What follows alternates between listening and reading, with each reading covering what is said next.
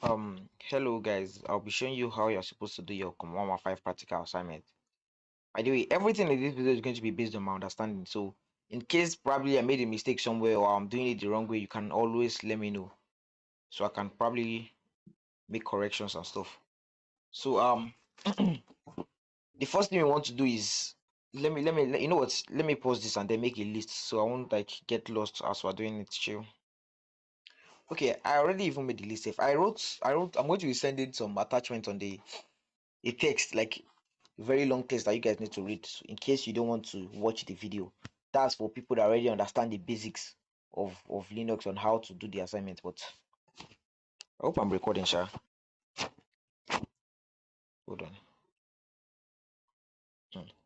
All right. So as I was saying, where did I stop? The first thing we will need to do is our Windows subsystem for Linux. By the way, if you are using Android, iOS, any device, any mobile, you might need to use Tamox, and I'm not really used to Tamox like that. I just don't want to log into stuff. So if you need help with Stamox, I might try to set up on Linux too, but that will be after this video. But this one I'm only going to be using Linux. It's the same thing if you already have a Linux system, but since I'm using Windows, if you already have Windows, you don't need to install any Linux or any virtual machine. You can do that without any virtual machine. But if you want to install a virtual machine, you have to like come to, I think it's VMware is the best this thing. Yeah, you have to use VMware and stuff, start downloading Ubuntu and stuff. So you don't need to do all those ones. Windows already have that built in for us. So you need to search turn Windows features on or off. Yeah, in this place, you need two things, very, very important, which is your virtual machine platform, because we are obviously running the virtual machine. It's the same thing as using VMware. Virtual machine platform and Windows subsystem for Linux. These two, one here and here. Make sure they are enabled and then click OK. You might need to restart your PC once they are done, or they might need to download some other stuff, but make sure you have enough internet, because this might not work with just your low data. So make sure you have enough data to do these things. At least just buy the one of probably just buy enough data, sha. Once you've done that and you restart your PC, you can confirm, check if your if your VBS is running, your virtual base security. Just search system information, and then inside this place, scroll down, you see your why is my I'm not plugged in. You see virtual base security, you can see it's running. And these are not really important, by the way. So what we want to do is open PowerShell. You can open PowerShell by just using your Windows Post R, but this is going to open it as a normal distance. So we want to open it as administrator. Open your start menu, PowerShell, and make sure you run as administrator. On Windows, you might not see this, so just right click and run as administrator. When you run as administrator, it is going to bring you to Windows System 32. For Linux users, I don't know how exactly you guys are supposed to do this, but at least it is basically the same thing. So we want to first of all set our Windows subsystem for Linux version to the second version, which is the default 2, and we'll do that by using WSL / set default version, then space 2. See, operation completed successfully, so which means it is done. Then the next thing we want to do is install Ubuntu on your Windows subsystem for Linux. I already have Ubuntu installed, but if you want to install Ubuntu, you just use WSL install -d. Is it -d or what? Yeah, install -d Ubuntu. To tell me I already have error already exists, which means I already have Ubuntu installed on my system. So the next thing I want to do after having all this, first of all, clear this thing so you not be confused. Just clear this. You can use CLS, either CLS or CL or clear normally. So let me put this on full screen so you guys will understand. Okay, never mind. Then just type WSL to log in. By the way, when you're installing Ubuntu, you might see a prompt to enter your username. You might not need to enter username, but password is important. You must set a password. I think it's a must. I don't know. Or set a password. I already set a password. I've done those parts already, and I did not record those parts. So that's how to do it. So once we're inside your Windows subsystem for Linux, the next thing we want to do is let me do this way. CD. Now this specific character here, you might not know how to find it, but on your keyboard, if you're using a laptop on your keyboard, there is this layout. There's this QWERTY layout you can follow. Beside your one, there's like 1 2 3 4 5 6 7 8 9 0. Now beside the one, in front of the one, you see this specific key here. It is under your escape button. So that is, you just use shift plus the key. Because if you press the key normally it will give you this, but if you press shift plus the key to give you this, I don't know what this thing is called. I think it's the approximate key. Then in this place just type enter. Yeah, I want to go to the desktop. So once we're here, I think I already have, wait, sorry, keep typing ls. How is it empty? No.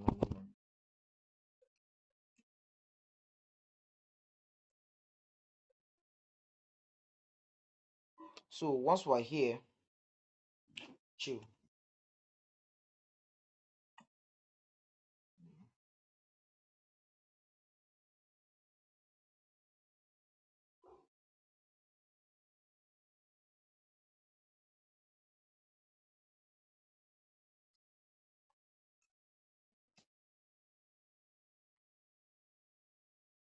I had to do something. As I was saying, once you are here, we need to hold on. Let me see. Okay, sorry. We need to, it's empty. We need to switch back to my current user. Now, remember the username you gave your Ubuntu when you were installing it, and for me it is my name. So I'll just switch user like this.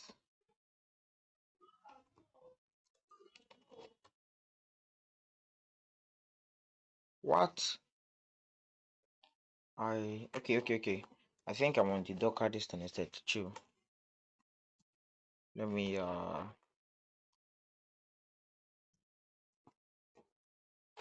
might not need to do this. It's because I already have Docker. So Docker is another distance on my Windows. So that is why it is logged into the wrong one.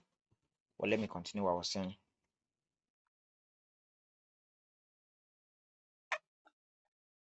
How long will this take me?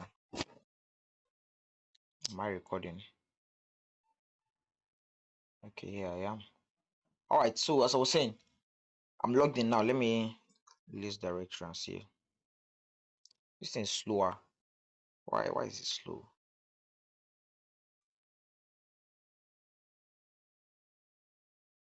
No. Mhm.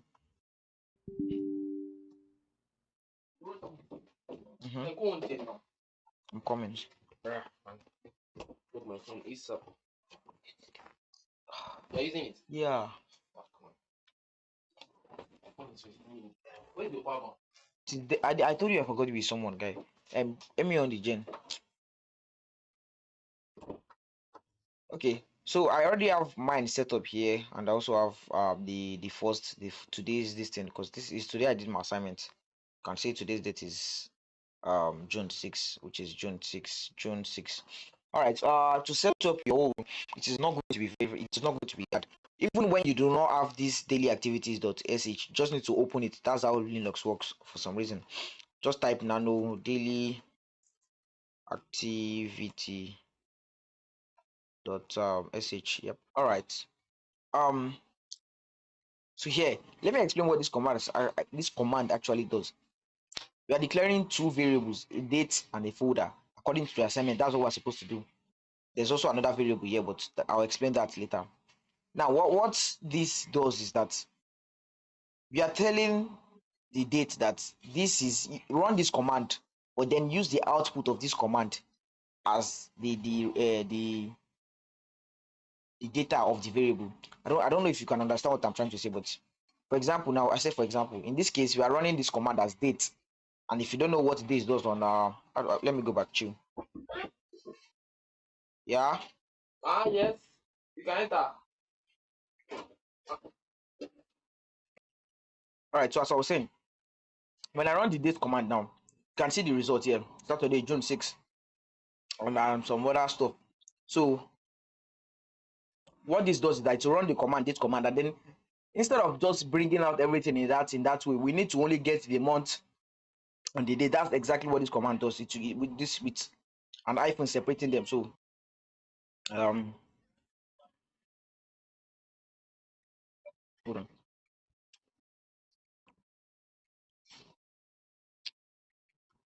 Maybe later, please. Yeah, obviously, you're doing it. I'm still making the video, you know.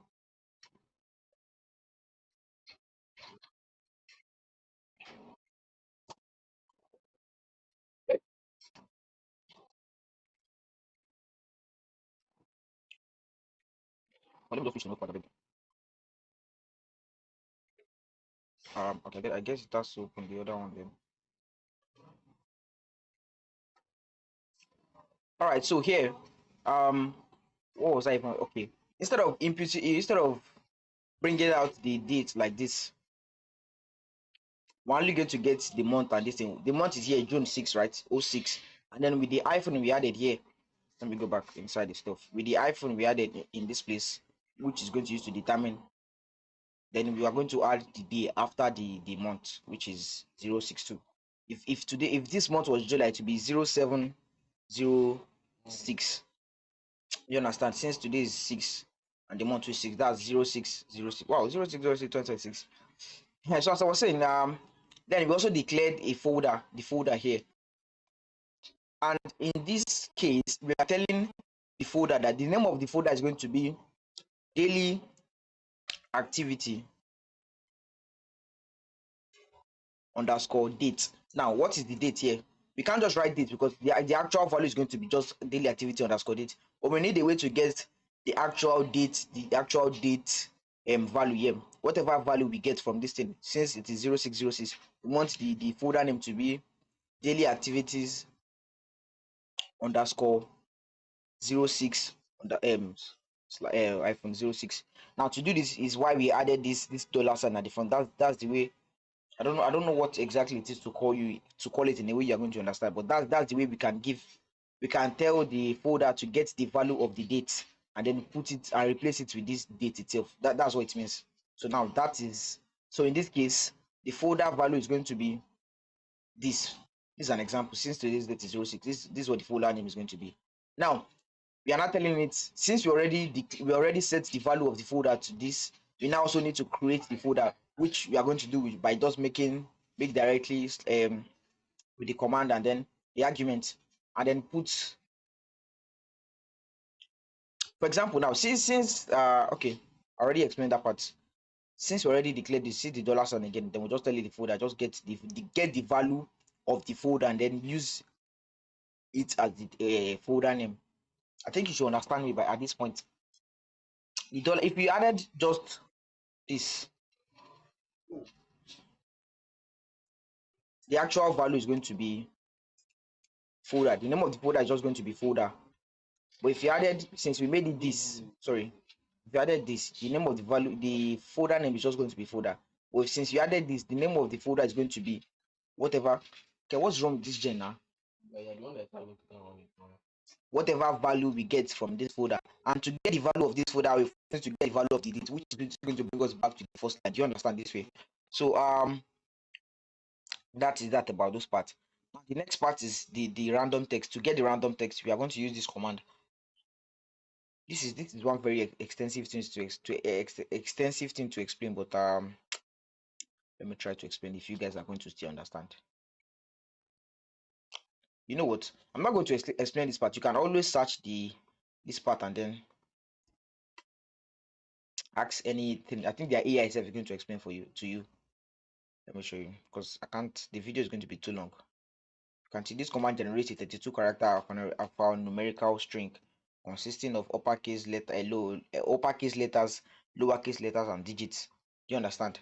So that's about that line. Okay, then the next part is just this part. What this is going to do is it's going to take the random text and write it into a rand.txt file, as we did here, and then to also redirect the output from the terminal into the field instead of just writing it out in the terminal, because it is like a script. It's supposed to run on its own. And the rest of this part is just basically carrying the date, and then this is a way to log this thing inside the daily activity.log that the man said we should do. This is going to take the date. You can see this format here. Let me explain this part to you. Since this place you only use month and date, this place we are using the entire thing: the year, the month, the date, the hour, the minute, the second. You understand?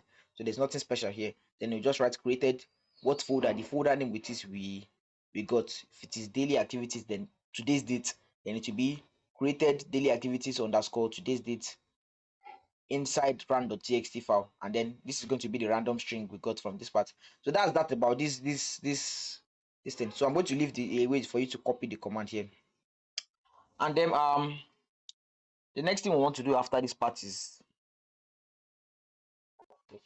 we need to make the script an executable in such a way that it will be running by itself, because bash does not understand it just running the script. And the way we can do that is I'll leave a way for you two guys to copy all these things instead of you writing everything I'm writing. So you don't need to write it, just follow what I'm doing. Activity.sh. Yeah. And then to test if it runs correctly, we just put this. Hold on.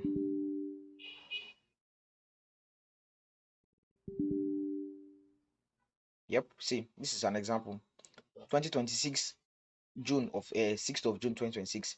Then the time is 12:50 p.m. Then the second, this is the second here. Then the log is going to be created daily activities, so month, so dates into rand.txt, and this is the actual value. I think you guys should understand now what we are trying to do at this point. And we've done the assignment at this point, because you can always screenshot this part and send it to him. But there's some other things I just want to talk about, such as setting up the cron job to run the task, to run the script itself, instead of you coming here to like run the script. Do you understand? And to do that, we need to wait. We need to confirm first if this file actually exists there. And let's check. Let me copy this.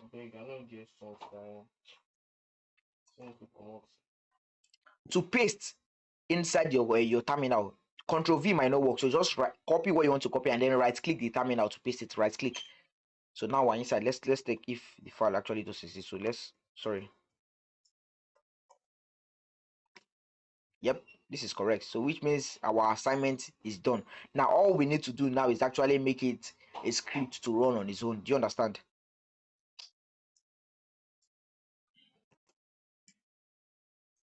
Let's clear it and then continue from here. Now to set up the cron job, that's the name, cron job, cron tab. Just follow whatever it is I'm doing. I'm going to explain. Wait, let me first of all prepare the explanation, because I can't just be saying nonsense.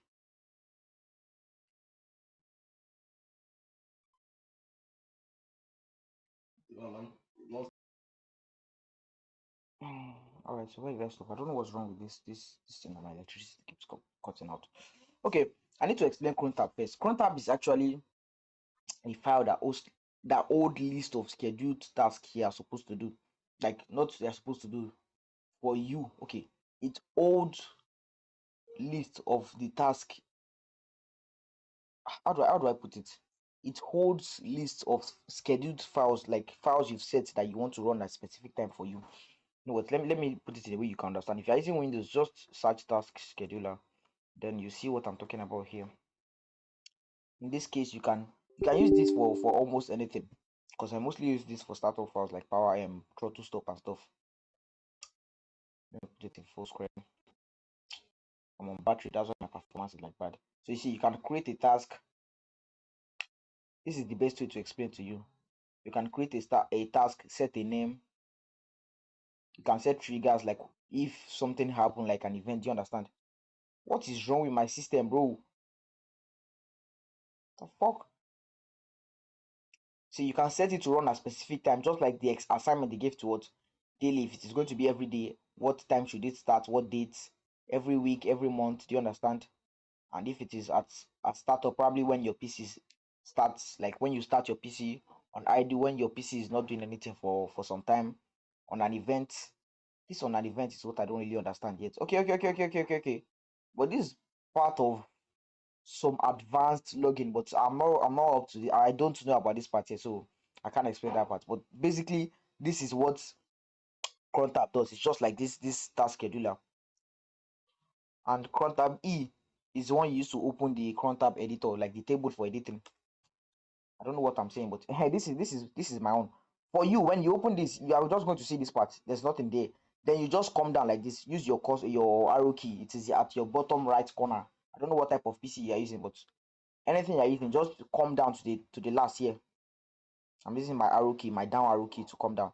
Then at the end, just this thing and paste this. I'm going to leave this here, but in this case, you need to replace whatever your username is with this one. Instead of writing Jefferson, this is my own Ubuntu username. To check your username, no, don't, no. You can see my username here. This is my username. Your username is going to be in front here like this. This is going to be your username. Then let's go back inside and then you just paste whatever it is I ask you to paste here. So what this does is this is the location to your daily activities.sh file, and